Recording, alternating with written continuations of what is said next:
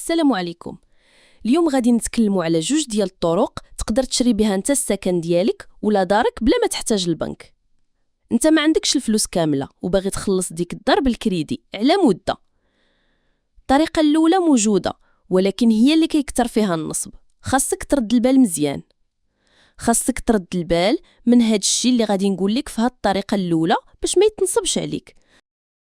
الطريقه الاولى هي تشري عقار في طور الانجاز، يعني تشري في البلان وتبقى تدفع واحد الاقساط على حسب تقدم الاشغال والاتفاق اللي بينك وبين هذيك الشركه اللي كتبني.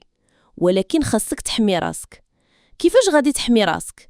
اولا خاصك تتاكد ان هذيك الدار ملك لهذيك الشركه اللي باغا تبيع لك الدار، وغادي خاصك تتاكد ان هذيك الارض اللي غادي تشري فيها هذيك الدار ولا البارتمان ما عليهاش الرهن ديال البنك، وخاصك تتاكد ان هذيك الدار اللي غادي تشري انت اولا داك المشروع عنده التامين ديالو.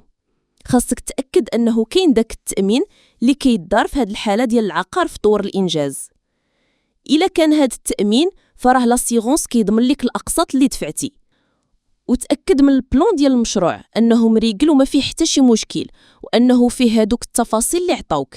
تاكد انك تكتب الثمن النهائي في العقد، حيت بعض المرات كيكون داك المقاول ولا ديك الشركه كيبني بالفلوس ديالكم، وفاش كيتقاد المشروع وكيبانوا ليه ديور مزيانين كيقلب وكيقول لك راه كنا اتفقنا على 30 مليون ولكن دابا الدار زوينه ومفينيه والناس ولاو كيعطيوني فيها 40 مليون. ما عندوش الحق يزيد عليك الثمن الا كنتو كاتبين هادشي في العقد الابتدائي. وتاكد انك دير فيه المواصفات ديال الفينيسيون باش يكون ملزم بها.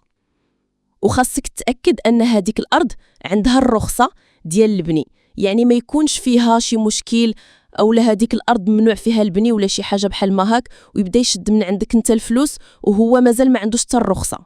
والا وصلتي النص ديال الثمن اللي تفاهمتوا عليه تاكد انك دير تقييد احتياطي في المحافظه على داك الجزء اللي دفعتي الثمن ديالو. نجيو دابا الاقساط. ما خاصنش تبقى تدفع الاقساط غير هكاك فين ما يقولوا لك ارا تعطيهم، راه كاينين نسب محددهم القانون. كاينين بواحد النسب كتدفعهم في كل مرحله. فاش كتكتب العقد الابتدائي كتعطي 10%، وفاش كتبدا الاشغال كتعطي 10% الثانيه، وبالنسبه ل 60% كتكون مقسمه على مراحل الاشغال، وال20% الثانيه كتكون فاش كتسنيو العقد النهائي كتعطي 20% ديالو وكتاخذ الاوراق ديالك والدار ديالك. وكاين الحل الثاني قليل اللي عارفه وكاين قانون خاص به، وكاين حتى بعض البنوك التشاركيه اللي ولات كدير هاد القضيه دابا، اي انك كتبقى تخلص الكرا وكتخلص واحد الثمن اخر مع الكرا باش في الاخر هذيك الدار اللي انا كاريها تولي ديالي. كتبقى تخلص داك الثمن ديال الكرا اللي مثلا الا كان 2000 درهم وكتبقى تعطي لهذاك الشخص 2000 درهم اخرى على حساب المده اللي غادي تكمل فيها الثمن ديال الدار. باش تحمي راسك كدير عقد خاص ماشي عقد الكرا، كدير عقد الايجار المفضي التملك، وهذا العقد ما يمكنش ديروه بيناتكم ولا عند المحامي ولا في المقاطعه، يعني ضروري خاص يكون هذا العقد عند الموثق ولا عند العدل. وهذاك العقد خاص يكونوا فيه جميع الشروط منهم الثمن. فانت كصاحب الدار ما يمكنش لك تجي حتى الاخر ديال العقد وتقول ليه باللي الدار دابا ولات كتساوي اكثر من داك الثمن، حيت الثمن اللي كاين في هذاك العقد ما كيقبلش المراجعه، يعني هو الثمن باش غادي تعطيه ديك الدار. وفي حاله ما اذا قدرتي توجد هذوك الفلوس قبل ما يسالي العقد راه ممكن تعيط لداك السيد وتقول ليه باش يجي يسني معاك العقد النهائي وتعطيه الفلوس ديالو. والخطوه الاخرى اللي خاصك ديرها الا كان هذا العقار محفظ كتمشي للمحافظه ودير تقييد احتياطي لهذاك الملك باش ما يبيعوش. وفي حاله الا كان هذا العقار غير محفظ حتى هنا يمكن لك دير تقييد في المحكمه.